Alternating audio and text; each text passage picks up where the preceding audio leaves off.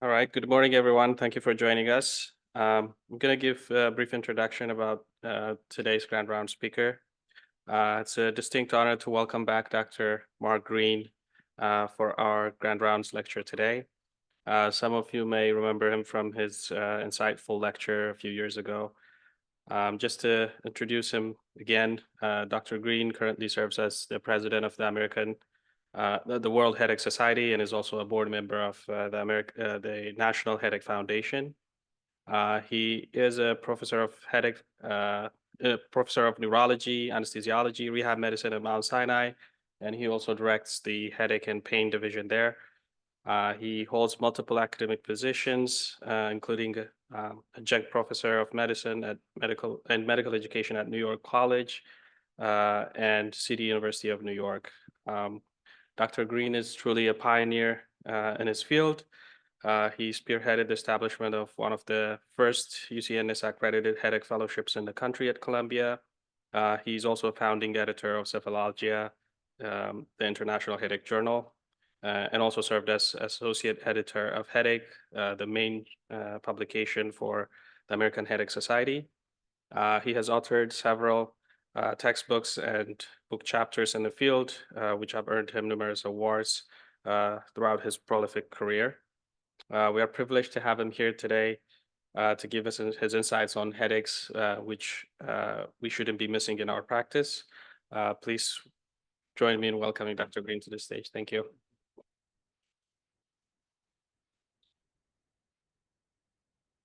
Thank you very much for having me. It's always fun to be back here.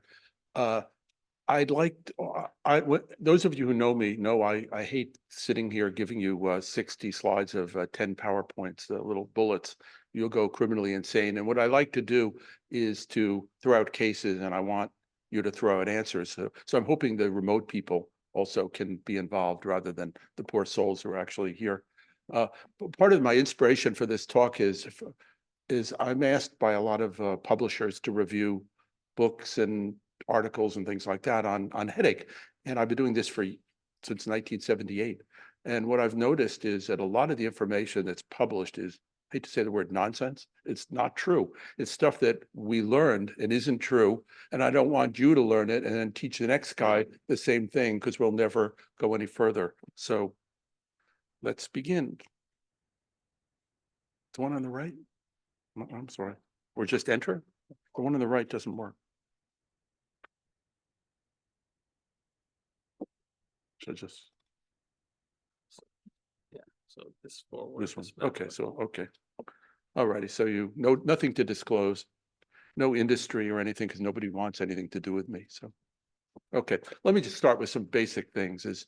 These are the structures in the head that are sensitive to pain. And I think you're very aware of that. The brain is not included in this. And one of the things you need to understand is that virtually all of these are innervated by the first division of the trigeminal nerve, almost everything. And therefore, tons and tons of structures that are pain sensitive above the neck refer pain to the eye. So another question that comes up all the time, someone comes into your office and they have pain in their eye. How do you know if they should see their friendly eye doctor? And the answer is pretty simple. It's not perfect, but pretty good. Basically, if the pain's in the eye and you have a white eye, in other words, conjunctiva and sclera are not injected, the cornea is not cloudy, it's a white eye, it's nothing to do with the eye. So let's start in the emergency room. Here's a study of almost 5,200 patients who came in with the complaints, and these are in quotes, of headache, migraine, sinus headache, facial pain. 14% had neuroimaging, 2% had pathology. 2%. So we always scan everybody to death when they show up to the emergency room. Everybody, even the people who drove them to the emergency room, get scanned. Everybody gets scanned. But the yield of this, particularly with a normal exam, is very, very remote. And here's a study on migraine, the yield of neuroimaging. If you have a normal neurological exam, a typical migraine, 0.18%. That's it. So this is the Green classification of headaches, very unscientific, very different from the IHS, but helps me understand. These are headaches when you sleep. This is a 26-year-old woman with a history of migraine. The attacks were twice a month, but in the last 2 weeks, she said they become nearly daily. So the question for the group is, what's the most likely diagnosis? Anybody? Converted migraine. What is that? Converted migraine. Okay, you're making it more complicated than necessary. The answer is migraine. It's plain old migraine. In other words, if you treat people with headaches, people get these spells, and it lasts a week or two. And just because they've had it last a week or two doesn't mean you should be doing a spinal tap and another scan and all this kind of stuff. It just is no yield in that. If the exam is normal, it's probably migraine. And stand by in case it is the beginning of something, but it hardly ever is. So here's a 61-year-old woman who had a 6-week history of headache. The pain would awaken her out of sleep, but got better as the day went on. When she would cough or sneeze or strain at stool, she got worse. And she said, when I sit up, my vision gets dim. Thoughts about her? Everybody happy with this case? Send her home? What bothers you? When she sits up and experiences transient loss of vision. You're absolutely right. You're absolutely. So what are you worried about? A mass. Okay. Well, unfortunately for her, you were right. She had a mass lesion. Now, having told you that, and you already knew this, let me tell you, it's not necessarily what you think. Here's a study by Jerry Posner. Many of you who are from New York know Posner from Posner and Plum, and he has a lot of experience in brain tumors running Sloan Kettering. And he looked at headaches due to brain tumors. And he found that 77% of the time, they sounded like tension headaches. They sounded like migraine 9% of the time. They were unclassifiable 14% of the time. But this classical brain tumor history that I just presented, that was seen in 8% of people with brain tumors. 8%. That means 92% didn't have that.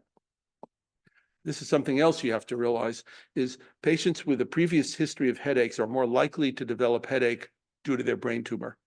And a third of the time, the brain tumor headache was the same as they had before, but it was more frequent, maybe more severe.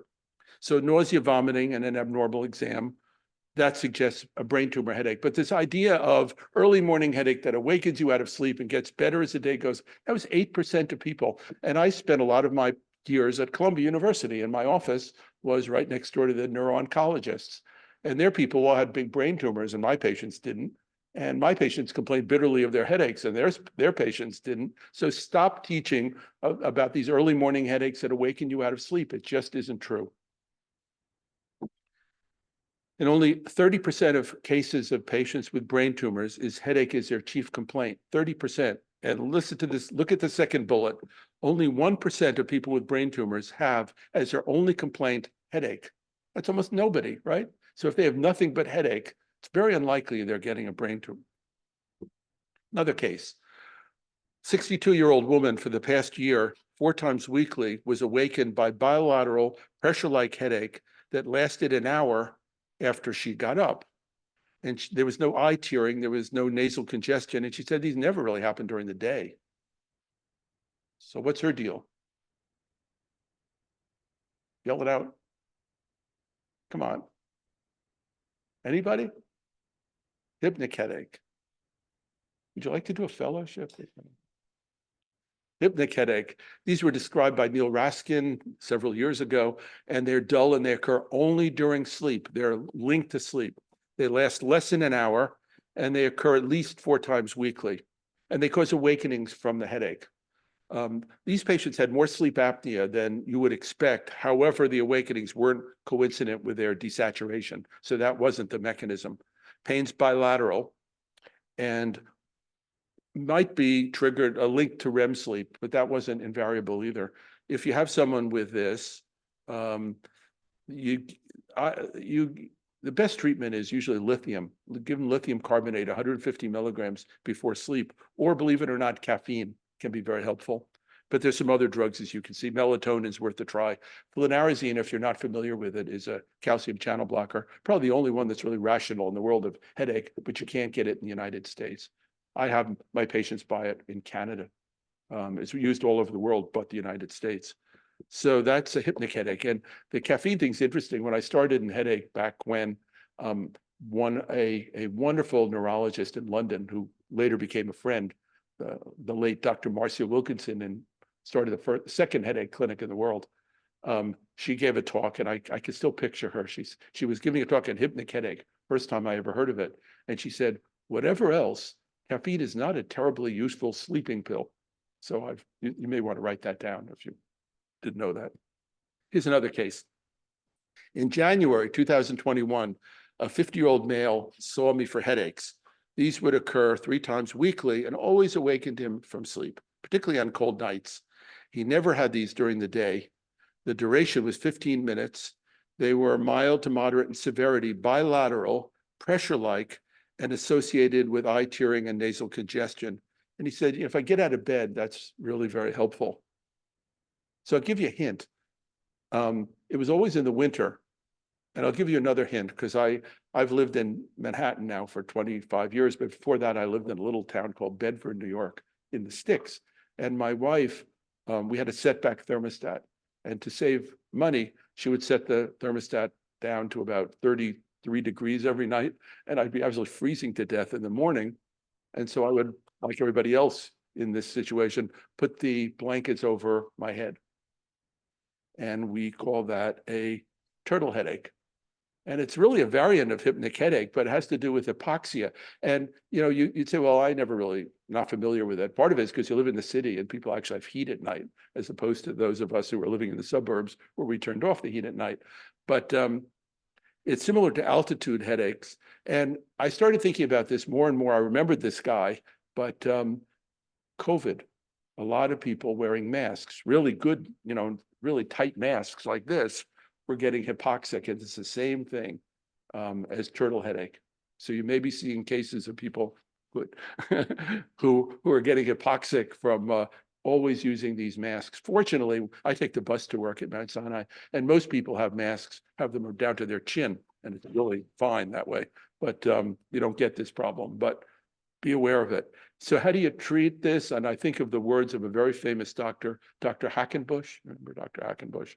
We said, does it hurt when you do this? Don't do that. So that's what Dr. Hackenbush said. So don't turtle.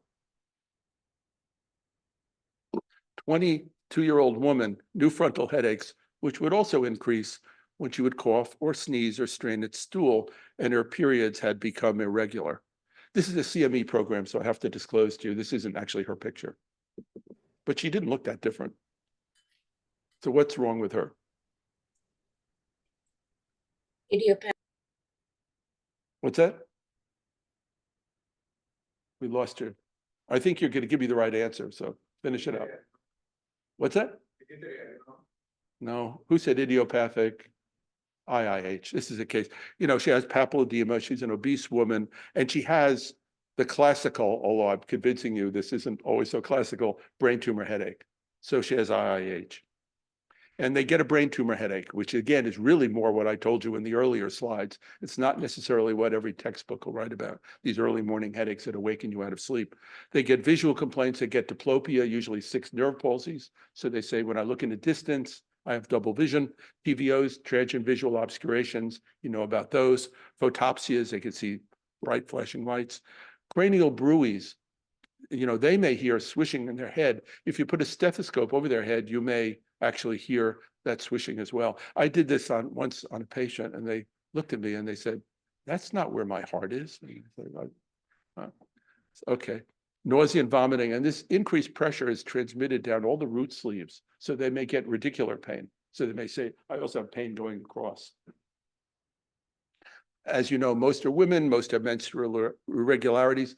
Most are obese, not always, but it's more the increase or recent increase in weight gain that's the trigger.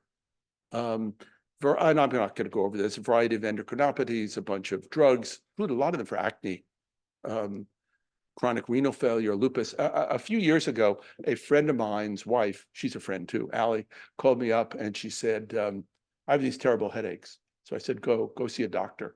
And she didn't want to, she wanted to see me, and I really didn't want to see her. Anyway, she came in and she had these headaches and she was bright yellow. And I asked her about that, and I didn't know about this. She was on a red lentil diet. She was buying them in Astoria, Queens, and she had enormous levels of vitamin A with papilledema and a brain tumor headache.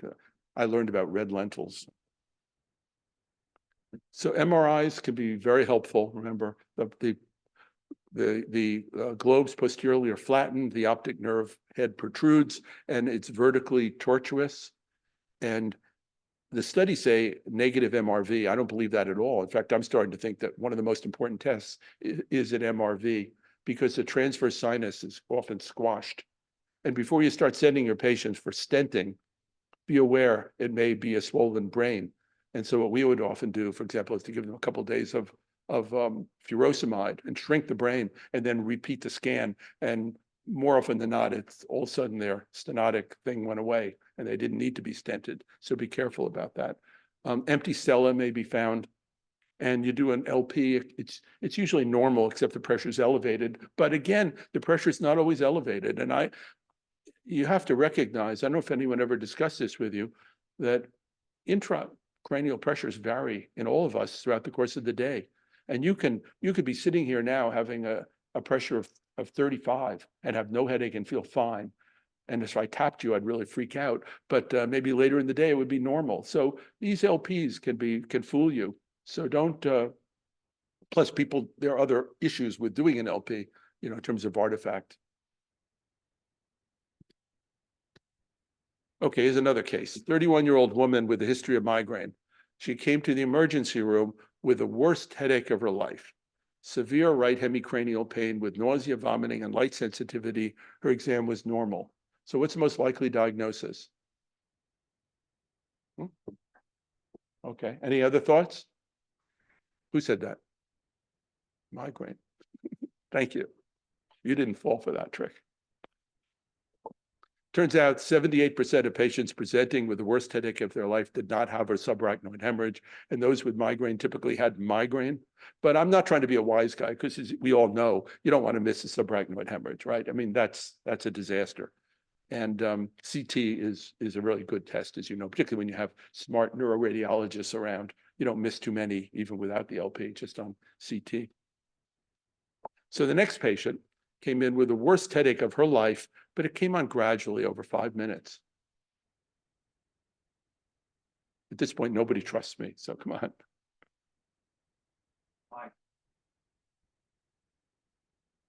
Subarachnoid hemorrhage. Now, here's a point I want to make. This study, this thunderclap instantaneous onset, 50% of patients. That means 50% didn't have it immediate. And look at the last bullet, longer than 5 minutes and 19%. So people can have a subarachnoid hemorrhage, and it doesn't come on as fast as you probably learned. It can come on a lot more gradual. So again, I'm not trying to be a wise guy. If someone comes in with that terrible headache, image them. No big deal to do it, and it's a big deal to miss it. So be careful about that one. Another mistake that's in all the books, we all think that you have to have a thunderclap headache. Now we're talking about headaches that explode. I already gave you one that explodes, but I'll give you more that explode. 37-year-old woman who had the abrupt onset of a severe occipital headache with mild nausea. She had transient double vision, but it got better by the time she got to the hospital. Headache was constant. There was no light sensitivity, but she was a bit nauseated. Her neurological exam was normal, and the headache and nausea responded nicely. The doctor in the emergency room gave her an injection of sumatriptan. It went away, and she was sent home. Everybody happy with this case? Any thoughts? So why isn't it migraine? She got a migraine drug and she got better. Well, she came back an hour later, and here was her scan. Now, here's the problem. And I can tell you, I fortunately was not involved except to talk to the malpractice carrier and advise them. But the doctor in the emergency room said, I use sumatriptan as a diagnostic test of migraine. Well, guess what? It's a diagnostic test of headache. I mean, so this is a pearl. You may be in the emergency room one day and a patient comes in and you can't figure out, do they have a headache or do they have a broken leg? And you're totally stumped. If you gave them sumatriptan and the pain went away, they had a headache. Now, I don't think you're going to find that terribly useful. The fact is there are no trigeminal vascular neurons observing pain of broken legs. That's all you learn from this. She had a headache, and headaches respond to sumatriptan often. This was a big mistake. So that was her scan, and unfortunately, that's her brain. And unfortunately, that's her aneurysm. Don't make this mistake. If anyone talks to you about diagnostic test of migraine, Don't go there. You've got to correct them. So I told you before, sudden onset of a headache and subarachnoid hemorrhage only half the time. And if you're suspicious and the MR and the CT scan is negative, you should proceed to an LP, and then of course catheter angiography. I found this slide. This was interesting.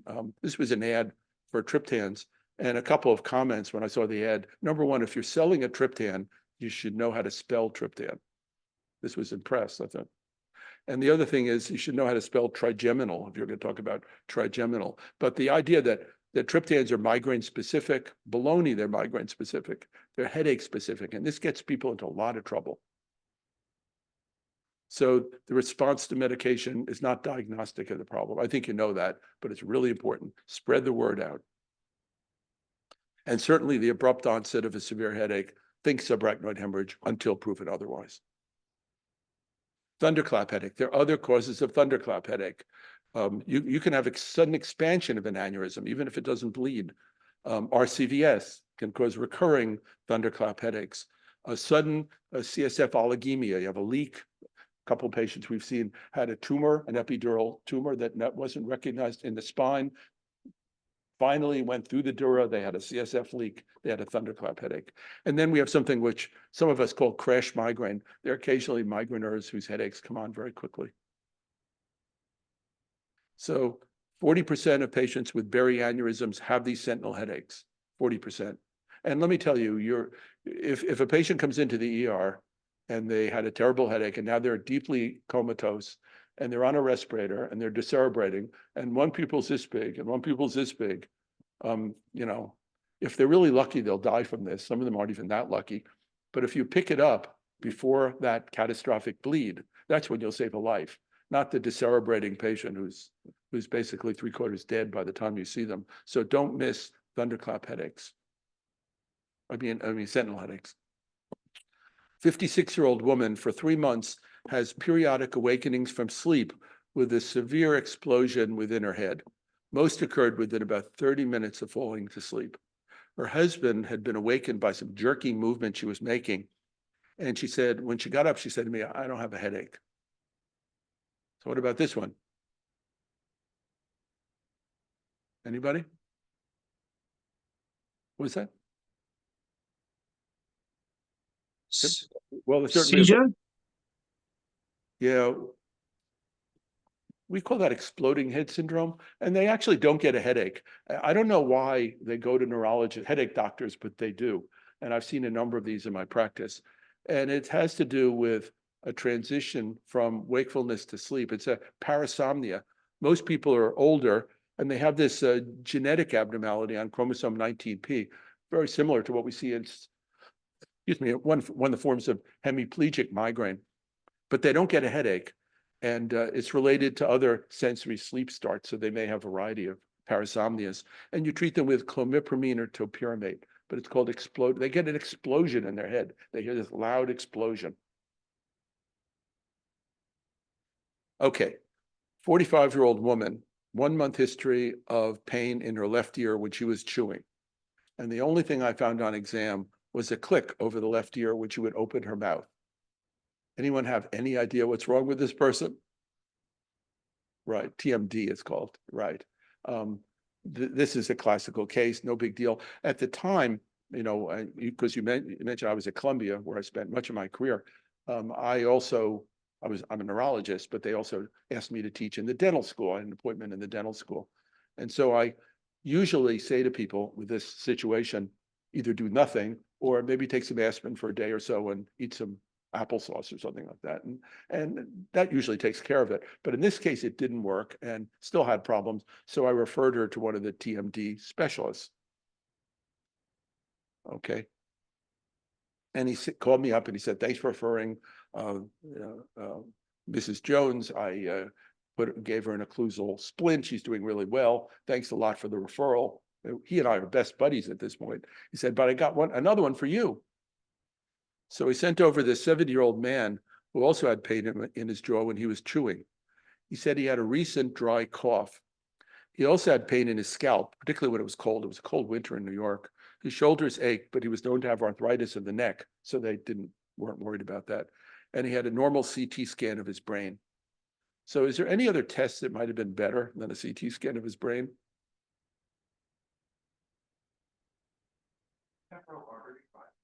Okay, how about before that? ESR, and CRP is even more important. The ESR was 120. So now we move on, no surprise. Now the question, we often ask the wrong question. The question isn't, does it hurt when you chew? The question here is, does it hurt with sustained chewing? Remember, this is claudication. TMD people are going to say it hurts when I chew because they're dislocating the joint or there's pathology in the joint. But these people, it's with sustained chewing. So remember to reframe your question. And everybody doesn't have an arrow like this saying biopsy me here. So as you know, the older you are, the more likely to have this. About half the people have PMR, polymyalgia rheumatica, and SED rates by the ACR are more than 50, but we often see very dramatically elevated SED rates, and then you do a biopsy. But what you do is very important, is if you think someone has it, you order your bloods. If you're in clinic, you give them a prescription for prednisone, and you get their cell phone number, and you want that ESR stat, because you don't want to hear about it in a day or two. My first week of residency, I was at Einstein at Jacobi Hospital. We made a brilliant diagnosis. We were very proud in the ER of someone with this. And in rounds in the morning with the attending, we went to see him, and he was completely blind. And the nurses had forgotten to pick up the order for prednisone. So it made me very worried, always have their phone number, make sure they have the prescription, because you can't wait for it. You never know when this will happen. And it's really, really scary. I won't go through all this, but to mention a couple of things you may not realize, dry cough is actually pretty common with giant cell arteritis. Most of them don't feel well. They have polymyalgia rheumatica. They just aren't normal. And remember, it's claudication of chewing in the tongue. Laboratory studies. When I think someone has this, I order all of these blood tests. And the reason I order it is, as you may know, there are case reports here and there of people with giant cell arteritis who have normal or pretty normal ESRs and CRPs. And the question is, if you think they have it, you can do a biopsy. So there's no argument. You can make the diagnosis. However, how do you know? How do you follow them? If your first ESR was 51, I mean, how do you know 6 months later that they're doing okay? How do you know what you should do with their steroids? So what I do, I do all these tests, and I pick the worst ones, the most abnormal ones, and that's what I use to follow them. And you can't do this too late, because the steroids you're going to start them on are going to fool you. There are other things that can mimic it, and I'm not going to bother you with these. One of them is tension type headache or migraine with allodynia. Remember allodynia, migraine hurts. If you have an attack long enough, people say it hurts. When I touch my scalp, they get pain in their temporal artery because it's dilated and inflamed. You give them corticosteroids, and you know that, and it prevents 99% of cases of blindness, assuming you start it immediately. And so again, that's why I'm so nuts about give them that prescription. I start them on this tocilizumab, which is an FDA-approved monoclonal antibody. And the reason I do it is steroid sparing. Because we all know about steroids in giant cell arteritis, but don't kid yourself. Giving some 80-year-old person prednisone 80 milligrams and say, I want you to take this for several months or whatever, this is hardly benign, right? I mean, they need to be on these drugs, but terrible things happen from these drugs. So starting them on this, and it gives you your best opportunity of minimizing the amount of steroids that will treat them. JAK inhibitors are being studied. And the other thing to remember is, at some point when you're reducing and stopping steroids, give them low-dose aspirin. It reduces the risk of visual loss. So remember to throw that in the mix. So here's what happened. I called up the dentist and I said, thanks for referring, has giant cell arteritis and everything's under control, being treated. And he said, thanks a lot. And Mrs. Jones with the TMDs on there, very happy with the occlusal split. And he and I are the best of buddies, everybody's happy. And he said, I got another one for you. So he sent over this 75-year-old male. Oh, I'm sorry, this is not the case. Oh, let me this patient had biopsy-proven giant cell arteritis 2 years ago, treated with steroids for 18 months, and the inflammatory markers, ESR, CRP, all got better, and the head pain went away. But over the past month, the headache came back. So he had an ESR and a CRP repeated, and they were perfectly normal. So what's the deal here? Okay, get ready for another mistake we make. Relapses after treatment are common, and they often present with recurring headaches. And listen to this one. And in 50% of cases, the CRP and the ESR are normal. So you may have to repeat the biopsy, even in this setting. So be very careful. Again, one of my arguments is that's why I do like 6 blood tests. And I don't know if that will hold up with all of these studies, but I look for the most abnormal inflammatory markers. But just because their ESR and CRP are normal, don't assume everything's wonderful. They can still go blind on you. Okay, so here's the case I was talking about. So the dentist called me up, said, I got another one for you. So he sent over a 75-year-old woman who also had a 6-month history of bilateral jaw pain when she was chewing. She otherwise felt fine. There was no history of bruxism. She wasn't biting down. There was no pain or clicks over her TMJs. And he said to me, I didn't do a CAT scan. That's really good. And he said, I did 3 SED rates and they were normal. I made him nuts over the earlier case. Any thoughts about this case? No one's going to get this. Okay. Come on, it's an easy one. Come on, come on, come on. Ready? Fine.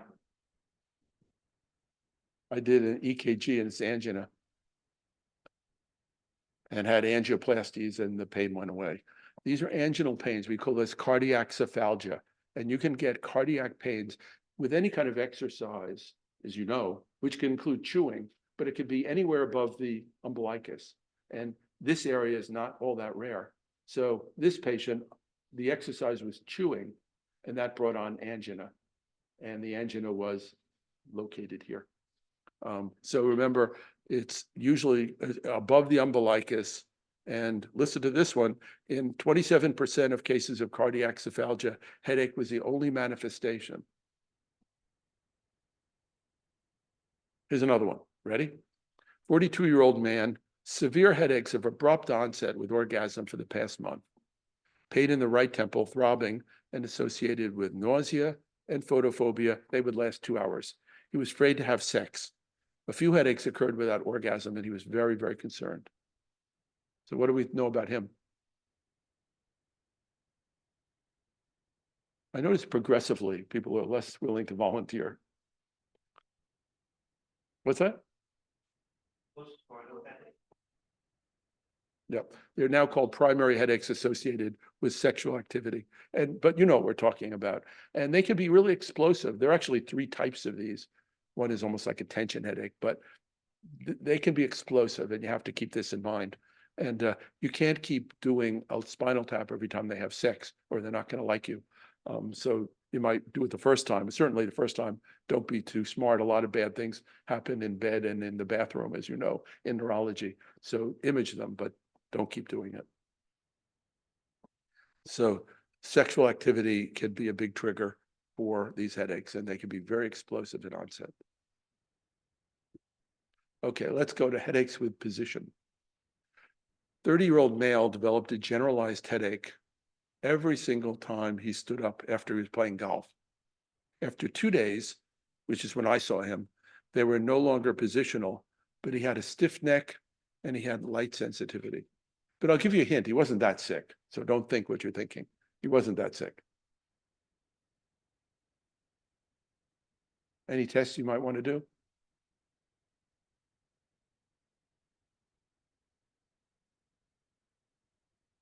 That help? So what's the deal here? Intracranial hypotension. Right, exactly. That's leptomeningeal enhancement on the scan. And what happened was when he was playing golf, he had avulsed a root sleeve. And we did a myelogram in those days, and you could see the leak from one of the root sleeves under the arm, and it was repaired surgically. Everything went away. But you also, there's a lesson in this in LP headaches as well. You know, in the beginning, they're positional. typically, but after a while, they don't have to be. They really don't have to be positional. And you can get faked out. And the patient, some of these patients have these headaches going on for years or months or years, and they even forgot in the first few days they were positional. And we've become very, very interested in managing these. If you have any interest in this subject, because these are cases where you could become a real hero. How often in neurology are you a hero, where someone's seen 100 doctors and you do your study and determine that they have a CSF leak, and you use fibrin glue, for example, on the table, and they live happily ever after, and they love you because you cured them. Just a not paid political announcement. If you have any interest, Linda Leith Gray, if anyone knows her, she's a neuroradiologist at Duke. And Linda, in my opinion, is a genius, and she is an expert on this subject. She does great grand rounds. I invited her to Sinai a couple of years ago, and three of our neuroradiologists were so taken that they went to Duke and studied with her for a week. And so we do everything exactly the same as, not our brains, as Linda's brains, same way she does it at Duke. But she's a great grand round speaker. And unless you've had this discussed, someone should bring you up to date. So low pressure headaches, most commonly thin young females. That's most common. And the idea of bed rest is great. It has no value whatsoever, but we do it. God forbid you don't tell them to stay in bed for several hours, but it's worthless. I remember I used to work a lot in London. I told you I worked with Marcia Wilkinson in London, and she showed me a study that they had done. Only the British would do this, but they took, I don't know, like 30 people who were volunteers, and they were playing a rugby game, and they all had LPs, and half of them stayed in bed for a few hours, and the other half went back into the ongoing rugby game. And there was absolutely no difference in who got the headache. If you're going to get it, you're going to get it. So, good luck. But this idea of staying in bed forever just is silly. Some of them, these headaches have a thunderclap onset, particularly if it comes on fairly quickly. Remember, acute CSF oligemia can be another cause of thunderclap headache. And in a post-LP headache, we usually use a CT-guided epidural blood patch, but sometimes we have to just do myelograms. And the old-fashioned myelogram may be better. And when we do these studies, we always have fibrin glue ready. It's like fibrin epoxy, which while they're under the table and you can see it, you might be able to patch them right on the table, and they love you because they leave happy. Other causes besides holes that you put in with your needle, meningeal diverticula, excessive cough can do this. Dural root sleeve tears are pretty common. Head trauma, as you know, can certainly cause a CSF leak. And then this was a case that was actually presented to me at Beth Israel. There was a patient who I think it was a dentist, and had some headaches. And so they gave him topiramate for his headaches, and his headaches got worse.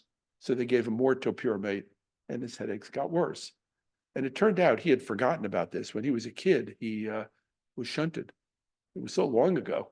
And everything was fine until someone gave him topiramate, which then reduced the pressure. And he actually had subdural hematomas from this.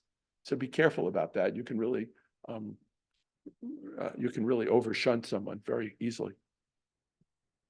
The other thing you have to think about is Ehlers-Danlos syndrome, type 2, hypermobile. So a lot of these people are very proud. They're double jointed. They have a high risk of developing CSF leaks. Imaging, MRI with GAD, like we talked about. Look at the venous sinuses. They may be prominent. The pituitary region may be hyperemic. The cerebellar tonsils may be downwardly displaced, but you can be faked out because sometimes with elevated pressure, they're downwardly displaced also. So that shouldn't be your only thing. Subdural effusions, big surprise. Now, I learned radionuclide cysternography. It's something I liked. Linda tells me that she doesn't do it, and she's a lot smarter than I am. She doesn't think it's that valuable. But the reason I liked it was, and I would try and do it at the same time, is if in a very slow leak, you put it in at while you're doing the LP, because you don't want to do 20 LPs in these people. And then you image them over 1, 2, and 3 days. And sometimes you'd see this sort of paralumbar collection, not very well. The resolution's lousy, but if you saw collection of this stuff, I thought it was helpful. Linda said she doesn't find it helpful. And CT myelography. Rhinorrhea, the question is always, when someone has a runny nose, what is that stuff? Is it, I don't know what the right word is, runny nose material, like get a cold or not? Glucose obviously is very helpful because spinal fluid has glucose. Beta-2 transferrin is fairly specific for spinal fluid. That's a test you should use. But remember, when you're measuring beta-2 transferrin, like you have a patient who has a runny nose and a headache, it can take a long time to get the amount that you need to test them. Every time I give them a dropper bottle, they get it in the drugstore. And every time they have a little runny nose, get a little of that liquid out, they have to put it in the freezer in between collections. So I give them 2 dropper bottles, one to stay in the freezer, and the other for the next collection. When they have a couple of cc's, they then bring it into the lab for beta-2 transferrin. How do you treat them? You can use IV caffeine benzoate. Some people use theophylline, which chemically is not that different from caffeine. Epidural blood patches can be very helpful, as you probably know, either directed or not directed, because sometimes you don't find the source. I'm sure you've had these experiences where you myelogram them to death and you still can't figure out where the leak is coming from. If you can repair it directly, use fibrin glue. Sometimes epidural saline can be used for a few days and see if that closes it up. Dural reduction, there's a doctor in California who recommends that. I heard recently he's not even doing them much anymore, but the idea was to basically reduce the dura, make that space smaller. His name is Shivik at Cedars-Sinai, but I don't think he's doing many of them either. Okay, 18-year-old woman complained of headaches every time she stood up for 2 months. She also had some non-postural headaches. Pain was generalized and pressure-like. She was very tired. She was a perfectly healthy looking young girl. She said, I'm so tired all the time. And I also have these panic attacks. And her general exam was normal. So guess what this very healthy looking young woman with panic attacks who's tired all the time was referred to? I'll give you a hint. It wasn't a neurologist. So what's the deal here? Of course. So we have a prejudice. If you're a young woman and you look healthy, and now you talk about your panic attacks, you're going to be shipped out at the speed of light to a psychiatrist, particularly if you throw in, oh, I'm tired all the time. Any thoughts about this case? I'll give you a hint. It wasn't psychiatric. Close. POTS. Because hyperadrenergic POTS, they get these paroxysms of these sympathomimetic agents, and they get panic attacks. So they have both postural and non-postural headaches, a mixture. They're tired all the time, and they have panic attacks, okay? And that POTS. And, we always saw a fair amount of POTS. We're seeing a lot of it now, even more since COVID, because COVID, one of the common complications of COVID is POTS. How do you treat them? Well, it's a complicated subject and well beyond a few bullets, but you give them hydration, lots of salt. I learned from a patient, salt tablets taste terrible. They're awful. I've never taken them. And if they go to Amazon, there are salt capsules, which don't taste terrible. So I learned that from a patient. Lots of fluid, lots of salt. Beta blockers, occasionally fludrocortisone, midodrine, indomethacin, or pyridostigmine. This is much more complicated than I could give you in one bullet. Okay, 58-year-old woman, a day after chiropractic treatment for her neck, complained of severe right hemicranial headache with pain behind her right eye. And the only thing I found on exam was a Horner syndrome on the right. Yeah, carotid dissection. Now, if someone here has a relative who's a chiropractor, I'm not just trying to go after chiropractors. And the reality is that the newer chiropractors are not doing these high velocity manipulations like the old ones did. So we're seeing a lot less of this. But I've got to tell you, 20 years ago when I saw these, it was always a chiropractic. They always dissected it, always heard it. So vigorous coughing can do it. Roller coasters could do it. Seatbelt injuries could do it, and Ehlers-Danlos, as I said, particularly type 2, can certainly do it. acute painful Horner syndrome, think carotid dissection until proven otherwise. Thank you. Thank you very much. So I hope I haven't intimidated you, but there's this obviously certain things bug me that we keep quoting and we keep teaching to the next person. So I'm hoping I'll convince you not to do that. So any questions? Yes.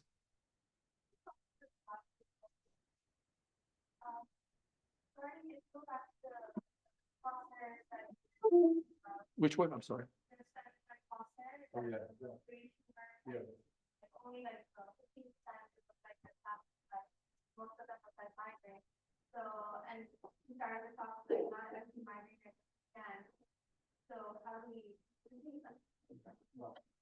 Think of the temporal course anyway. You know, if it's a short-term deal, don't worry about it and just keep your eye out for any problems, but don't torture them. But if it's going on and progressing over time, then you should study it. You would anyway. You know you would anyway. But you also probably, again, I'm not trying to be a wise guy, but I'll bet you'd agree. You've encountered this many times before. And how often did you suddenly discover this big brain tumor that never dawned on you before? You know, what I've learned about brain tumors is the brain is sort of like the spleen.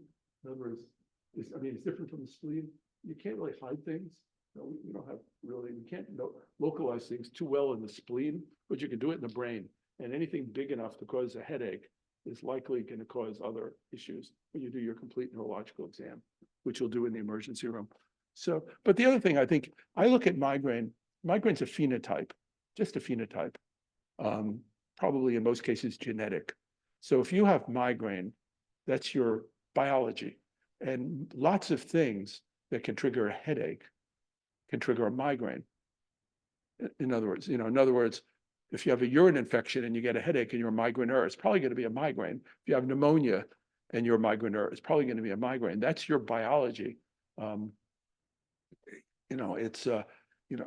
people have a hangover or have a glass of red wine and get a headache, it's probably a migraine. And the people who have migraine are more likely to get headaches. They simply have a low threshold for headache, but they resemble what they always had before, typically.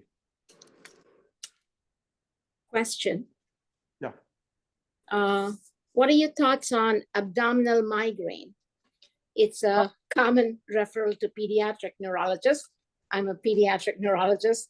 So what is your experience in adults? Do you come across this?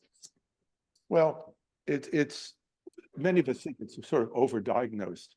And I'm not even sure it still remains in the IHS criteria, but I think it is something you have to consider in young children with abdominal pain that's temporally related to what you recognize as a migraine.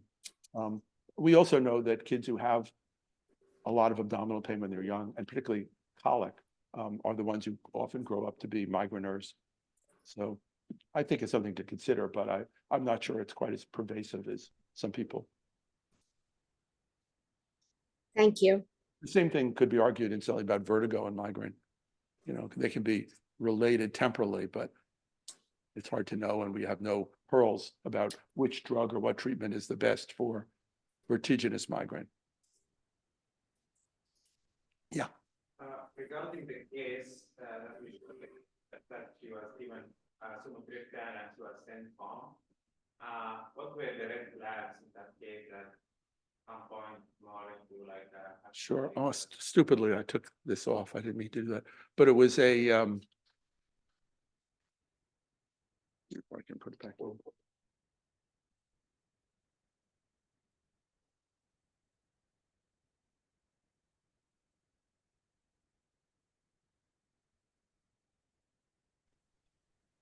Yes, I'll have it in a minute.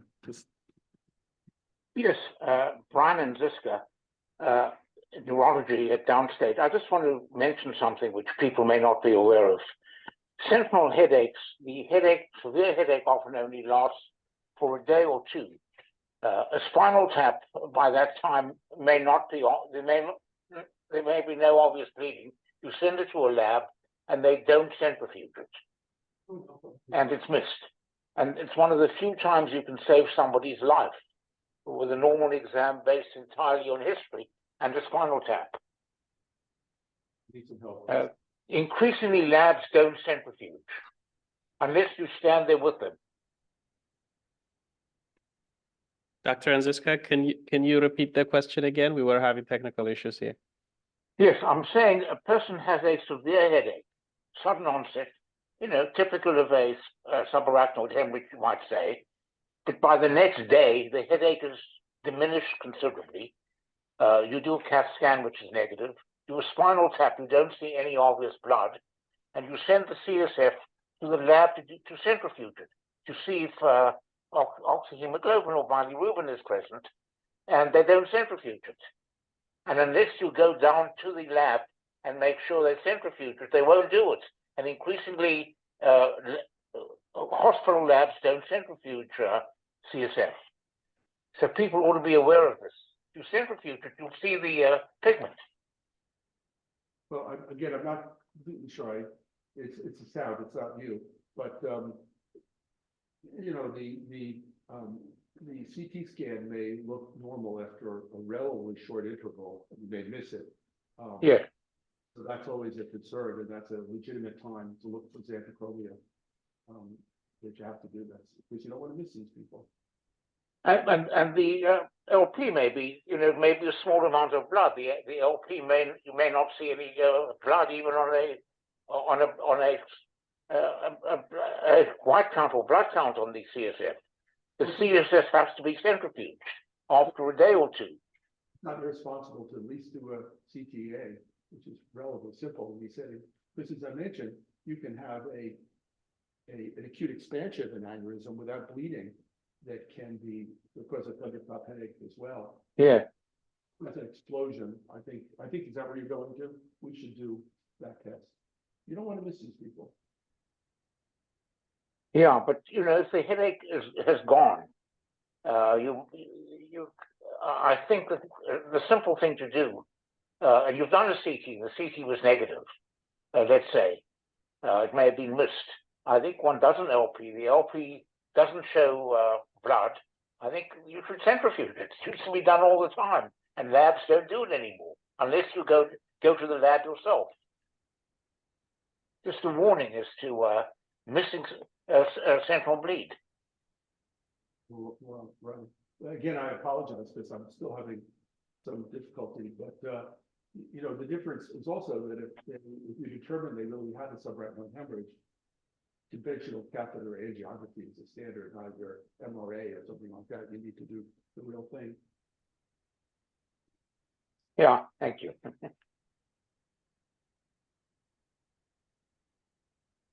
Again, I apologize. It's just it's hard to. The sound isn't great. That case, as you can imagine, was a major lawsuit. So I only got involved with the malpractice carrier. What are my thoughts about it? I didn't do it.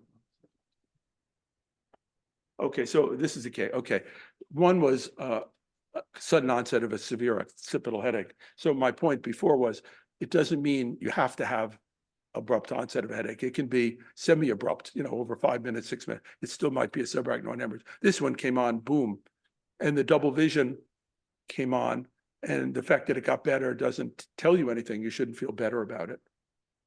The mistake, of course, which was made is that they talked about sumatriptan as a diagnostic test of migraine, and that's very dangerous. In fact, a colleague of mine who used to be the editor of the journal Headache at GW used to tell the residents at GW when a patient came in and they had a lot of headache, and he thought maybe they had a subarachnoid hemorrhage, maybe even a meningitis, and they were miserable, he would give them an injection of sumatriptan, which worked a lot better than an opioid, and then do the LP when they felt better in a few minutes. Not something we recommend, but it was interesting. He said, that's a much better drug to get rid of the headache and let me test them than than an opioid. Any other? how cautious do we have to be when we prescribe triptans to patients who have cardiac comorbidity? Okay, well, okay, there's two answers to that. One is, are there lawyers in the room? You know, the reality is that it is contraindicated in cardiovascular disease. Now, the reality is that it's not nearly as much of a problem as people talk about at all. And the reason is that if you look at the innervation of coronary arteries, the major serotonin receptors are 5-HT2s by far, and triptans have no affinity for 5-HT2s. Now, the 5-HT1B does have ability to constrict the coronary artery, but there are 20 of those 2s for 1B. So if you went off to Europe now, sumatriptan is over the counter in a lot of in many countries in Europe, and Tylenol's by prescription. So they look at it very differently.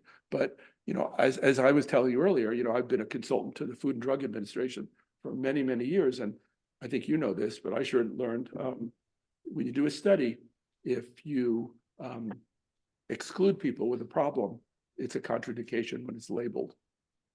So if you exclude people with coronary artery disease, and theoretically there might be an issue, you must label it as don't use this in people with coronary artery disease. But the risk is about 1 in, I think it was 1 in 1.1 million of having an MI following a triptan, the legitimate risk. And as you probably also know, that anything that happens in a study, when you do a trial, you define a period of observation afterwards. And anything that happens in that period of observation is felt to be an adverse event of the drug, unless proven otherwise. So when sumatriptan came out, there was one of those trashy TV shows that talked about the 18 deaths from Imitrex. And so all my patients, there were a ton of them were on this drug. They were all freaking out and they were calling me. So I called up the PharmDs at Glaxo and I said, I'm getting killed here. You got to help me out. You know, tell me about them. Well, two of them were passengers in plane crashes, and one was a gunshot wound during a robbery. And they did the calculations, things that seemed Wanted to see if this had gone out. Who? there's been 1.1 million there too. So these are very rare findings. But the lawyers out there give it to them. Because another argument would be that we don't have a vast amount of experience in that group because most people exclude them in the trials. So it's not like our usual phase 4 studies would identify all the people. But believe me, there are so many people who have been on triptans. I mean, I can't imagine the number at this point that we should have picked it up. It was a real big issue. But we also have other drugs that you can use, presumably without being very worried about it, like the GPANTs and lasmiditan, which is 5-HT1F receptor blocker, and there are no 5-HT1Fs in coronary arteries. So you can use a $30 tablet of lasmiditan or a 40-cent tablet of sumatriptan or rizatriptan if you'd like. Okay. Okay, well, no other questions? Well, thank you for having me. Thank you. Thank you. That was really nice. Thank you. Thank you so much. Thank you. It's fun. It was. I got really boxed up my sleeve. Yeah, it was. Everybody loved it. Sometimes if you have a person who canceled the last minute, the kind of fine, I might well be able to. That's on my thing. Sorry. I say I typically